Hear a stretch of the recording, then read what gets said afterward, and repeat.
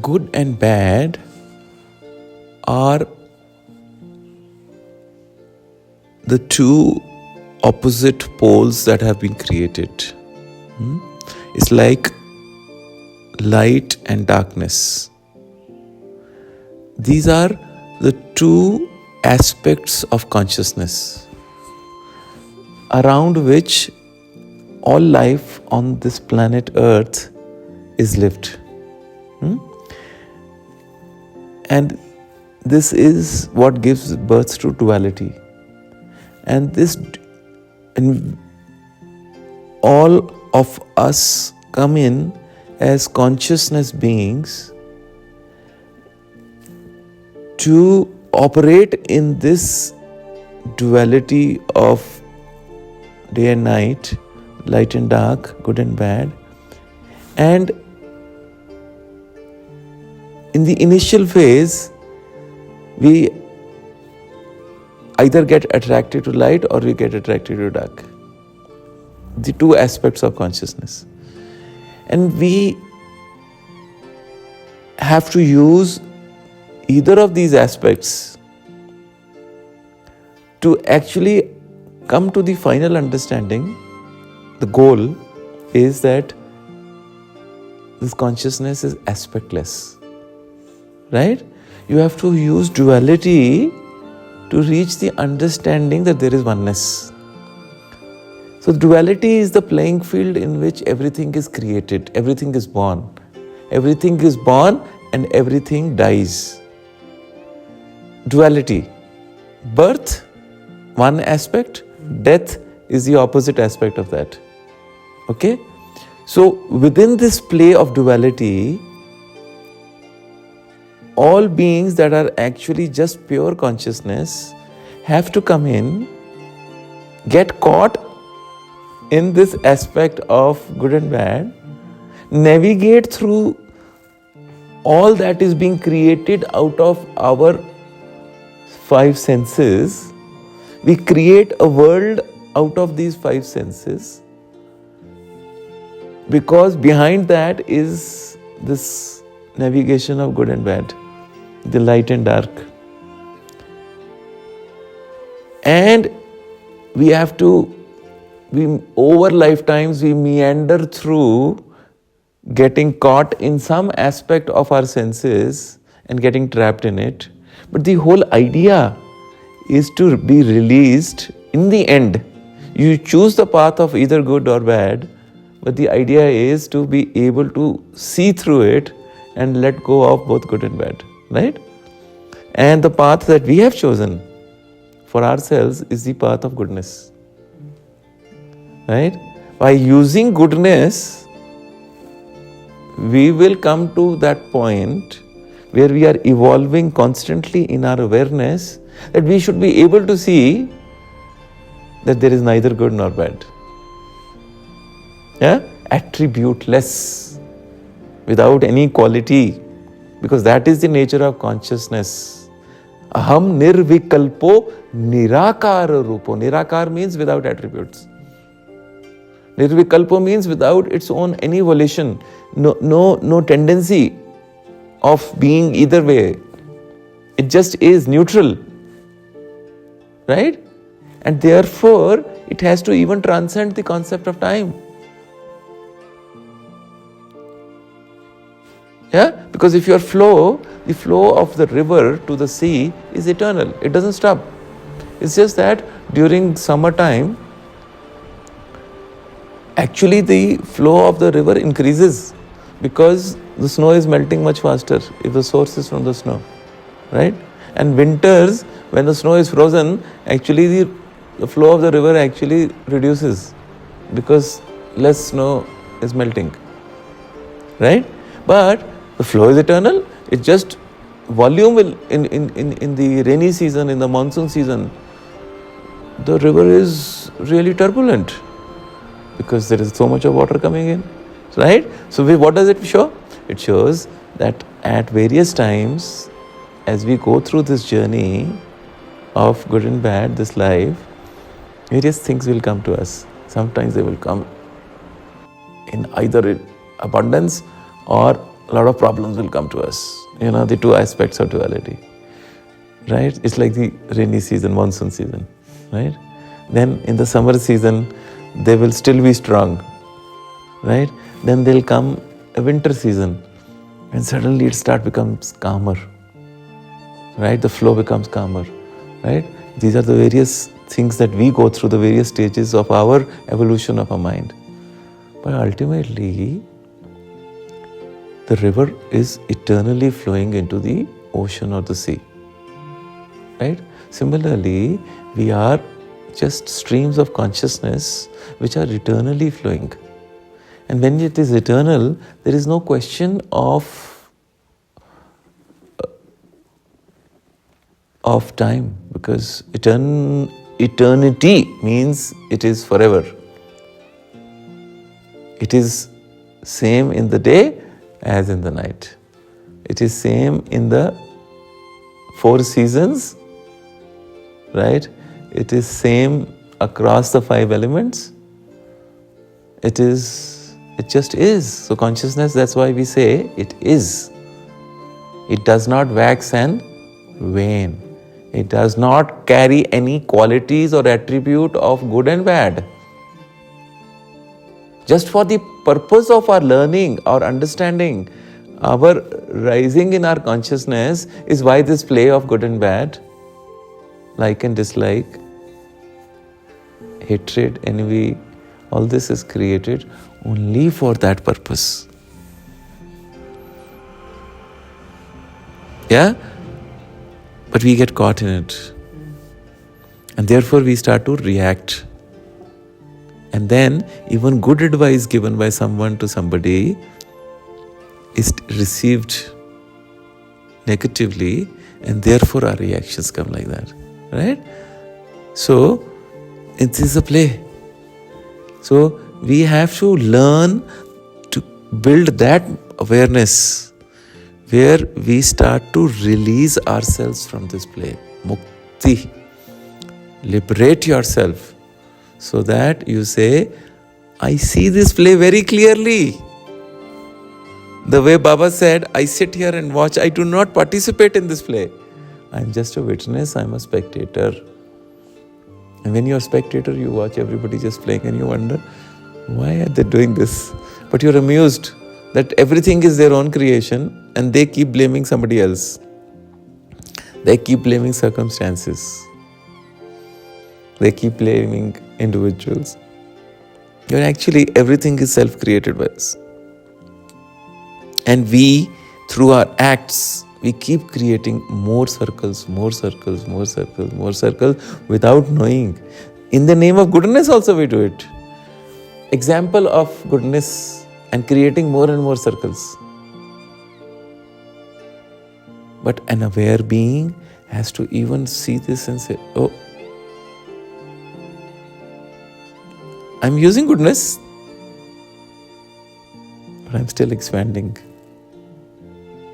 I'm actually getting more attached. To this cycle of goodness also there is an attachment. You have to learn to do all this. I'm not saying don't do goodness. But you have to first get to a point where you are completely detached from it. Where you would never get impacted to it. And that is when you start doing it. It will carry a completely different energy. So if you go back to what Shankaracharya ji said, and he gave us the path. He said, Satsangatve Nisangatvam Nisangatve Nirmohatvam. That's Satsanga, the company of good, the company of knowledge, the company of truth. When we constantly remain in that company, the right ideas, the right thoughts start to come to us. We start to do manana, we start to discriminate, we start to get a better understanding about life. And then we go towards Nissangatvam. That we move away from the company that we were already keeping. Right? And we start getting attracted to those who are on this kind of a path, and we start moving towards looking at our desires, right? And we start curbing and checking our desires, of this desire to just do something, then just be, this constant doership. And then Nisangatve Nirmohatvam. Nirmohatvam, what is Nirmohatvam is where the moha goes away. What is moha? Attachment. Because every action has an underlying emotion to it. And that emotion is what, remember when we do Trikaran Shuddhi, when we do our Trikuti cleansing, we are trying to remove that moha, that attachment, that feeling. It is a feeling which stored is creating our binding.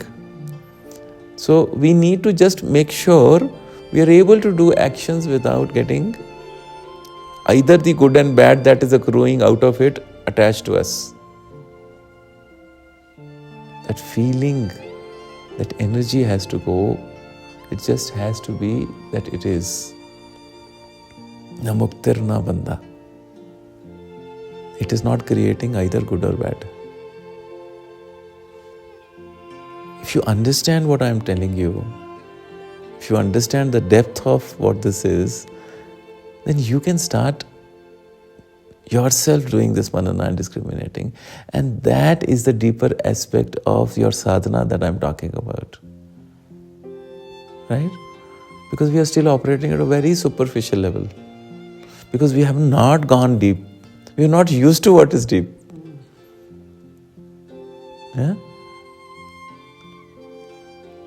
And in that depth lies the pearl cannot be found in the upper layers. The pearl is always at the bottom of the sea. And that's where you realize that it's all the storm is only in the mind. And we need to be in that where there is nothing, where it is just blankness actually. The attribute of this universe is nothingness. Absolutely blank. Without any attributes. Anywhere there are attributes or qualities, it is created by the five senses. So that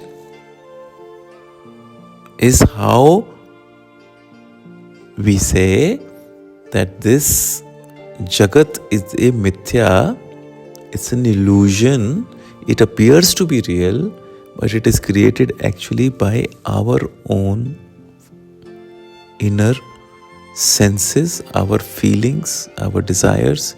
All this is creating it for us. And as we keep reinforcing it, it starts becoming a reality. Yat bhavam tad bhavati. And because we believe in it, we keep saying, we keep doing it, that is how we then start creating a reality. Yeah? And it takes very little to, we were going this way and suddenly we start going the other side. It's just one knock somewhere and, the mind can actually flip. And then all the goodness, all the positivity of one side, you completely forget because you're caught in the negative emotion. Yeah? But that's how it is. That's why it's a game. That's why for eternity we are caught, no? That's why they say liberation is not so easy. Because if you're not alert and vigil, that's why awareness. The whole idea of this 21 days sadhana is to create alertness and vigil and awareness.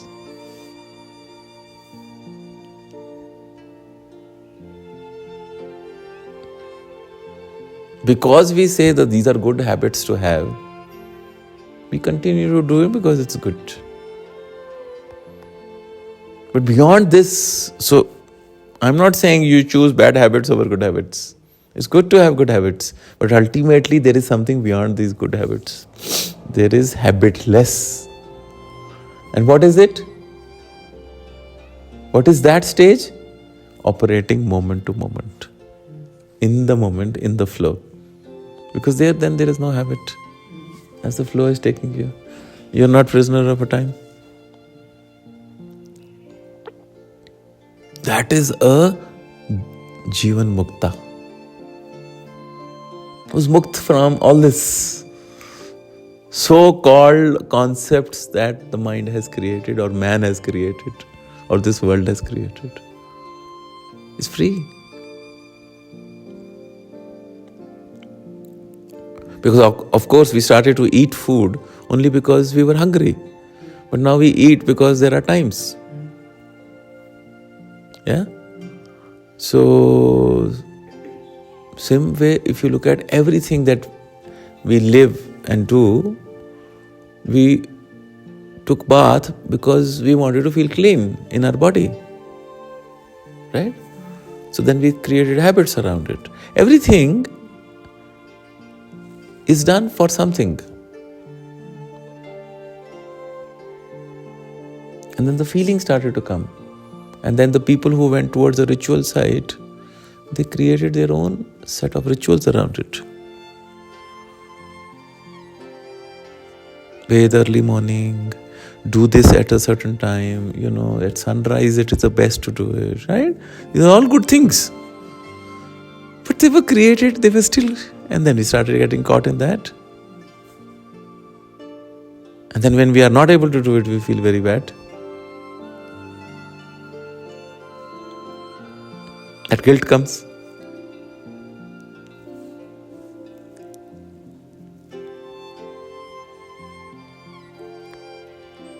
So, that is the awareness that I talk about. That is the level of your being able to see life. And when once that awareness starts to arise in you, you have to keep it. You have to be in it. So that never abandons you. That never leaves you.